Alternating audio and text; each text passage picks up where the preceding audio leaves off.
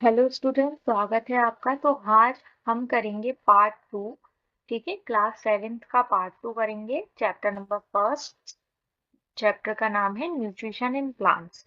ठीक है, तो इसमें हम कवर करेंगे फोटोसिंथेसिस। ठीक है, फोटोसिंथेसिस क्या होता है? तो फोटोसिंथेसिस एक ऐसा प्रोसेस होता है जिसमें प्लांट अपना खाना खुद बनाता है। ठीक है, पिछले पार्ट में हमने कवर किया था कि ऑटोट्रॉफिक मोड ऑफ न्यूट्रिशन क्या होता है, हेट्रोट्रॉफिक मोड ऑफ न्यूट्रिशन क्या होता है। ठीक है, तो आज हम पढ़ेंगे फोटोसिंथेसिस क्या होता है। ठीक है, तो इसको स्टार्ट करते हैं। ठीक है, जो लीव्स होती हैं वो फूड फैक्ट्री होती हैं प्लांट्स की। यानी कि कहने का क्या मतलब है कि लीव्स ही हैं जहां पर पूरे प्लांट का खाना बनता है। ठीक है, और ये जो लीव्स हैं ये रॉ मटेरियल यूज करती हैं, आसपास सराउंडिंग में जो रॉ मटेरियल प्रेजेंट है उनको यूज करती हैं और फूड को प्रिपेयर करने का काम करती हैं। ठीक है, वाटर और मिनरल्स जो हैं वो कैसे लीफ तक पहुंचते हैं? तो लीफ तक पहुंचने के लिए उन्हें क्या करना पड़ता है? तो वाटर और मिनरल्स जो कि हमारी सॉइल में प्रेजेंट होते हैं, ठीक है, रूट्स क्या करती है? उन उस वाटर और मिनरल को एब्जॉर्ब करती है। ठीक है, और उसको ट्रांसपोर्ट करती है कहाँ तक? लीव्स तक ट्रांसपोर्ट करने का काम करती है। ठीक है, तो जो हमारे वाटर और मिनरल्स हैं वो सॉइल में प्रेजेंट है, तो उनको एब्जॉर्ब करने का काम कौन करता है? रूट्स करती है। ठीक है, वहीं अगर हम बात करें कार्बन डाइऑक्साइड की, तो कार्बन डाइऑक्साइड जो है प्लांट वो एयर से लेता है। ठीक है, एयर से लेता है और छोटे छोटे पोर्स जो है वो लीफ पर प्रेजेंट होते हैं जहां से वो उस कार्बन डाइऑक्साइड को लेता है। और इन पोर्स को हम स्टोमेटा कहते हैं और ये स्टोमेटा गार्ड सेल से सराउंडेड होते हैं। फिर से सुनिएगा, एक डायग्राम के थ्रू आपको अगर मैं सिखाऊं, तो ये जैसे कि एक लीफ है आपकी, तो इस लीफ पर छोटे छोटे पोर्सेस प्रेजेंट होते हैं। इन पोर्सेस को हम स्टोमेटा कहते हैं। और ये जो पोर है, अगर इसको हम जूम इन करें तो ये कुछ ऐसा दिखाई देता है और ये गार्ड सेल से सराउंडेड होता है। ठीक है, ये गार्ड सेल होते हैं जो कि रेगुलेट करते हैं कि कब स्टोमेटा को खोलना है और कब स्टोमेटा को बंद करना है। ठीक है, तो ऐसे करके जो कार्बन डाइऑक्साइड है वो एक लीफ लेती है। ठीक है, भूजो जो है वो ये जानना चाहता है कि कैसे वाटर और मिनरल्स रूट के थ्रू एब्जॉर्ब होकर लीव्स तक पहुंचते हैं। ठीक है, तो जो वाटर और मिनरल्स हैं, ठीक है, वो लीव्स तक एक वेसल के थ्रू पहुंचते हैं। वेसल का मतलब एक पाइप के थ्रू पहुंचते हैं। ठीक है, मतलब ये सेम ऐसा है कि रूट्स जो है वो पानी को एब्जॉर्ब करेंगे और एब्जॉर्ब करके एक पाइप के थ्रू लीफ तक पहुंचाते हैं। ठीक है, और ये जो वेसल है वो स्टेम में, ब्रांचेस में प्रेजेंट होती है। ठीक है, और ये जो है वो एक कंटिन्यूअस पाथ फॉर्म करता है। ठीक है, कंटिन्यूअस पाथ होता है। मतलब कहने का ये है कि जो वेसल है, ठीक है, वो एक कंटिन्यूअस पाथ में लीफ तक जाती है। ठीक है, और इसी के थ्रू वाटर और मिनरल्स लीव्स तक पहुंचते हैं। ठीक है, और इनको हम वेसल कहते हैं। ठीक है, वेसल्स जो है वो प्रेजेंट होती हैं, वेसल्स के थ्रू ही जो वाटर और मिनरल है वो प्लांट तक पहुंच पाते हैं। ठीक है, इस पूरे के बारे में आप चैप्टर 7 में पढ़ेंगे। ठीक है, कि आखिर कैसे ये जो वेसल है वो पानी ऊपर तक प्लांट में पहुंचाती है। ठीक है, अब आगे देखिए कि लीव्स के पास एक ग्रीन पिगमेंट प्रेजेंट होता है जिसको हम बोलते हैं क्लोरोफिल। ठीक है, ये जो ग्रीन पिगमेंट है ये सबसे ज्यादा इम्पोर्टेंट पार्ट होता है एक लीफ के अंदर, क्योंकि क्लोरोफिल जो है वही रिस्पॉन्सिबल होता है सनलाइट को एब्जॉर्ब कराने के लिए। अब आप मेरी बात जरा ध्यान से सुनिएगा कि जो जो प्लांट को रॉ मटेरियल चाहिए होते हैं उसमें से एक सबसे ज्यादा मेन है सनलाइट। ठीक है, यानी कि उनको सनलाइट चाहिए होती है और सनलाइट को कैप्चर करने का काम, अभी हमने देखा कि कार्बन डाइऑक्साइड को कैप्चर करने का काम स्टोमेटा करता है। ठीक है, वाटर और मिनरल्स को कैप्चर करने का काम रूट्स करते हैं। ठीक है, रूट्स तक पहुंचाने का काम रूट्स का होता है। वहीं जो सनलाइट होती है, ठीक है, वो उसको कैप्चर करने का काम क्लोरोफिल का होता है। और ये जो ग्रीन पिगमेंट है वो लीव्स में प्रेजेंट होता है, तभी जो लीव्स का कलर है वो ग्रीन कलर का आपको देखने को मिलता है। ठीक है, तो आगे हम देखते हैं तो ये क्या करती है, क्लोरोफिल मदद करती है ताकि जो सनलाइट है वो कैप्चर कर सके लीफ, ठीक है। लीफ की मदद करती है क्लोरोफिल सनलाइट को कैप्चर करने के लिए, ठीक है।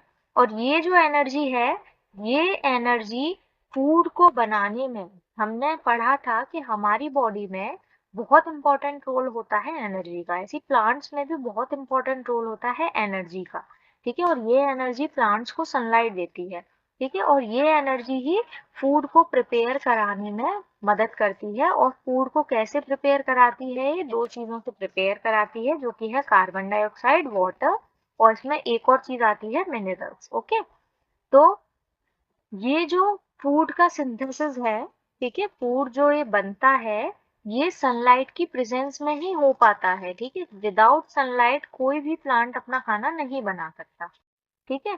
तो उसको थोड़ी धूप जरूरी होती ही होती है, ठीक है।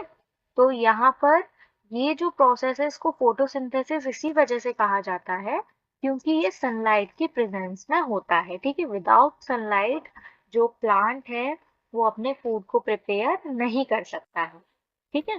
तो यहाँ पर अब हमें क्या क्या समझ में आया कि जो रॉ मटेरियल्स हैं, ठीक है, वो केवल 3 रॉ मटेरियल नहीं है, ठीक है। Chlorophyll, sunlight, carbon dioxide, water, ये 4 ऐसे एसेंशियल और नेसेसरी रॉ मटेरियल्स हैं जो कि फोटोसिंथेसिस के लिए चाहिए ही चाहिए होते हैं, ठीक है।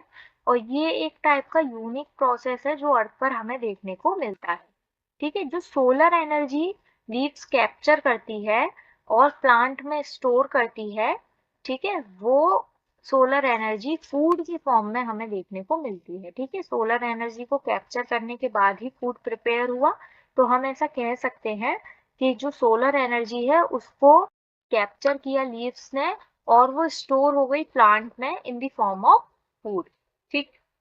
इस वजह से हम कहते हैं कि सन जो है वो एक अल्टीमेट सोर्स ऑफ एनर्जी है, ठीक है। सारे ही लिविंग ऑर्गेनिज्म के लिए जो सन है वो एक अल्टीमेट सोर्स ऑफ एनर्जी होता है, क्योंकि विदाउट सन जो प्लांट है वो कभी भी अपना खाना नहीं बना सकता। और अगर प्लांट अपना खाना नहीं बनाएगा तो वो जिंदा नहीं रह पाएगा, और अगर वो जिंदा नहीं रह पाएगा तो सारे प्लांट्स अर्थ पर से खत्म हो जाएंगे और लिविंग ऑर्गेनिज्म भी जिंदा नहीं रह सकता फिर, ठीक है। तो क्या आपने कभी इमेजिन किया है कि विदाउट फोटोसिंथेसिस जो लाइफ है अर्थ पर वो कैसी होगी, ठीक है। तो विदाउट फोटोसिंथेसिस हम आसानी से सरवाइव नहीं कर सकते हैं, क्योंकि फोटोसिंथेसिस वाला अगर प्रोसेस नहीं होगा तो प्लांट अपना खाना ही नहीं बना पाएगा, और अगर वो खाना अपना नहीं बना पाएगा तो वो मर जाएगा, ठीक है। और फिर अगर प्लांट नहीं रहे तो लिविंग ऑर्गेनिज्म कभी भी अर्थ पर सरवाइव कर ही नहीं सकते हैं, ठीक है। तो अगर फोटोसिंथेसिस नहीं होगा तो फूड नहीं होगा, और जो सर्वाइवल है लिविंग ऑर्गेनिज्म का, ठीक है, वो कभी भी फुलफिल नहीं होगा। और एक और मेन चीज कि अगर प्लांट्स नहीं होंगे तो ऑक्सीजन भी अर्थ पर प्रेजेंट नहीं होगी, जो लेवल है ऑक्सीजन का वो बहुत ज्यादा गिर जाएगा। इस वजह से कोई भी लिविंग ऑर्गेनिज्म जिंदा नहीं रह पाएगा, ठीक है। अब इसमें एक टॉपिक आपका और है, सेल को हम पढ़ लेते हैं थोड़ा सा, ठीक है, कि आखिर सेल्स क्या होते हैं, ठीक है। तो आपने देखा होगा कि कोई भी बिल्डिंग अगर बनती है तो वो बिल्डिंग का जो सबसे छोटा पार्ट है उसको हम बोलते हैं ब्रिक, ठीक है। यानी कि बहुत सारी ईंटों को मिलाकर एक बिल्डिंग को बनाया जाता है, ठीक है। तो जो आपकी लिविंग ऑर्गेनिज्म है, ऐसे ही लिविंग ऑर्गेनिज्म भी बनते हैं, ठीक है। लिविंग ऑर्गेनिज्म आप एक बिल्डिंग समझ लीजिए, तो उसकी सबसे छोटी यूनिट होती है सेल, ठीक है। और ये जो सेल है ये हमेशा माइक्रोस्कोप के नीचे ही आप देख सकते हैं, क्योंकि ये काफी ज्यादा छोटा होता है, इसको नेकेड आइज से नहीं देखा जा सकता, ठीक है। और कुछ ऑर्गेनिज्म जो होते हैं वो एक टाइप के सेल से बने हुए होते हैं, हम तो मल्टी सेलुलर हैं, ठीक है। कुछ ऑर्गेनिज्म ऐसे होते हैं जो कि एक सेल से ही केवल बने हुए होते हैं, और इस सेल का स्ट्रक्चर आपको कुछ ऐसा देखने को मिलेगा। इसको डायग्राम की मदद से समझते हैं, ठीक है। तो ये मैंने जैसे एक सेल बनाया, तो इस सेल में ये जो मैं बाउंड्री बना रही हूँ ये इसकी होती है सेल मेम्ब्रेन, ठीक है, जो कि सेल के अंदर का जो पार्ट है उसको बाहर नहीं जाने देती, ठीक है, तो ये होती है सेल मेम्ब्रेन। तो इसमें ये जो मैंने डॉटेड पार्ट बनाया है, ठीक है, ठीक है, ये जो इसका पार्ट है, ये सेंटर वाला जो पार्ट है, इसको हम बोलते हैं न्यूक्लियस। ठीक है, फिर से समझते हैं कि सेल मेम्ब्रेन क्या है। सेल मेम्ब्रेन एक आउटर बाउंड्री होती है, ठीक है। वहीं अगर हम न्यूक्लियस की बात करें तो न्यूक्लियस सेंटर पे होता है, जैसे कि आपको इस डायग्राम में दिख रहा होगा। ये जो येलो पार्ट मैंने थोड़ा सा हाईलाइट किया है, ठीक है, ये जो येलो पार्ट है, यही आपका क्या है, न्यूक्लियस है। और इस न्यूक्लियस के आसपास जेली लाइक सब्सटेंस होता है, जिसको हम साइटोप्लाज्म कहते हैं। ठीक है, जैसे कि आपको यहाँ डायग्राम में आप देख सकते हैं, छोटे छोटे छोटे छोटे डॉट्स आपको दिख रहे होंगे इसमें, तो यही आपका जेली लाइक सब्सटेंस है, जिसको हम साइटोप्लाज्म कहते हैं। जो डार्क कलर का आपको सेंटर दिख रहा है, ये वाला जो डार्क कलर का सेंटर दिख रहा है आपको, ठीक है, ये आपका न्यूक्लियस होता है। और ये जो है वो सेल मेम्ब्रेन है। ठीक है, तो सेल के बारे में आपने जाना कि cell is the fundamental unit of life. ठीक है, सेल जो है वो फंडामेंटल यूनिट ऑफ लाइफ है। ठीक है, अब चलिए आगे कंटिन्यू करते हैं। ठीक है, तो हम फोटोसिंथेसिस के बारे में पढ़ रहे थे कि फोटोसिंथेसिस जो है वो सारे ही वो अर्थ पर होना काफी ज्यादा जरूरी है। अगर फोटोसिंथेसिस नहीं है तो लाइफ अर्थ पर इम्पॉसिबल है। ठीक है, और ड्यूरिंग फोटोसिंथेसिस जो क्लोरोफिल कंटेनिंग लीव्स हैं वो सबसे ज्यादा इम्पोर्टेंट रोल प्ले करती हैं। ठीक है, अ, वही जो है वो सनलाइट को एब्जॉर्ब करती हैं, एनर्जी को एब्जॉर्ब करने का काम करती हैं और उससे फूड बनाती हैं। ठीक है, तो इन दी प्रेजेंस ऑफ सनलाइट हम बहुत सारी चीजों का, बहुत सारे रॉ मटेरियल्स का यूज करते हैं, जैसे कि कार्बन डाइऑक्साइड, वाटर, ठीक है, मिनरल्स, इन सारी चीजों का हम यूज करते हैं। और फोटोसिंथेसिस वाला प्रोसेस होता है हमारा। ठीक है, ये आपकी जो इक्वेशन है, ये मोस्ट इंपॉर्टेंट इक्वेशन है। ठीक है, इसको आप देख लीजिएगा कि कार्बन डाइऑक्साइड और वाटर, ठीक है, सनलाइट और क्लोरोफिल की प्रेजेंस में कार कार्बोहाइड्रेट और ऑक्सीजन बनाते हैं। ठीक है, ये सबसे मोस्ट इम्पॉर्टेंट आपकी इक्वेशन है। ठीक है, इसको आप जरूर से जरूर देख लीजिएगा कि कार्बन डाइऑक्साइड और वाटर, ठीक है, कार्बन डाइऑक्साइड और वाटर सनलाइट की और क्लोरोफिल की प्रेजेंस में कार्बोहाइड्रेट और ऑक्सीजन बनाकर हमें देते हैं।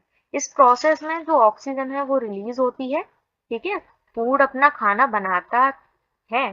ठीक है, फूड तो अपना, जो प्लांट है वो अपना खाना तो बना ही रहा है, साथ में इसमें एक गैस और रिलीज होती है जिसका नाम होता है ऑक्सीजन।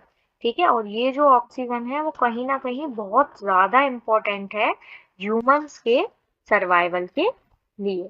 ठीक है, तो ये जो स्टार्च है, ठीक है, जो खाना बनाती हैं लीव्स, ठीक है, वो स्टार्च के फॉर्म में स्टोर करती हैं। तो ये जो स्टार्च है, ठीक है, indicates the occurrence of photosynthesis. ये हमें बताता है कि प्लांट में फोटोसिंथेसिस वाला प्रोसेस हुआ और उसके बाद क्या बना, स्टार्च बना। ठीक है, तो ये हमें देखने को मिलता है। तो स्टार्च जो है वो एक टाइप का कार्बोहाइड्रेट, हम उसको कह सकते हैं, वो भी एक टाइप का कार्बोहाइड्रेट है। ठीक है, तो अगर कोई पूछे कि किस फॉर्म में लीव्स में जो फूड है वो स्टोर होता है, तो स्टार्च की फॉर्म में जो फूड है वो लीव्स के अंदर स्टोर किया जाता है। ठीक है, इसमें आपका ये जो ब्रैकेट है इसको और हम कवर करते हैं। ये लीव्स, बिसाइड लीव्स जो फोटोसिंथेसिस है वो green, beside leaves photosynthesis also take place in other green plants of the plant। ठीक है, अगर प्लांट में, ठीक है, अगर प्लांट में उसकी स्टेम, ठीक है, या फिर उसकी ब्रांचेस भी ग्रीन है तो वहां पर भी फोटोसिंथेसिस हमें देखने को मिलेगा। ठीक है, जहां जहां क्लोरोफिल प्रेजेंट होगा वहां वहां फोटोसिंथेसिस जरूर से जरूर हमें देखने को मिलेगा। ठीक है, वहीं अगर हम बात करें डेजर्ट वाले प्लांट्स की, ठीक है, तो उनका जो उनकी जो लीव्स होती हैं वो स्पाइन शेप की होती हैं, या फिर हम कह सकते हैं स्केल और स्पाइन शेप की लीव्स होती हैं उनकी, ताकि कम से कम वाटर वो ट्रांसपिरेशन के थ्रू लॉस कर सके। अब ट्रांसपिरेशन क्या होता है, ट्रांसपिरेशन एक ऐसा प्रोसेस होता है प्लांट्स के अंदर जो उन्हें ठंडा रखता है। ठीक है, जैसे कि हमारी बॉडी में होता है कि स्वेट निकलता है जब हम गर्मी में होते हैं, तो ठीक है, ऐसे ही प्लांट्स के अंदर जब वो ज्यादा गर्मी में होते हैं तो वो अपनी लीव्स के थ्रू वाटर को छोटी छोटी ड्रॉपलेट जो वाटर की है उसको निकालते हैं और अपने आप को ठंडा रखते हैं। ठीक है, तो अब हमने क्या सीखा कि प्लांट्स में केवल लीव्स ही नहीं है जहां पर खाना बनता है, अगर उसकी स्टेम ग्रीन है, उसकी ब्रांचेस ग्रीन है, तो वहां पर भी फूड बनता ही बनता है। ठीक है, तो ये था आपका पार्ट टू।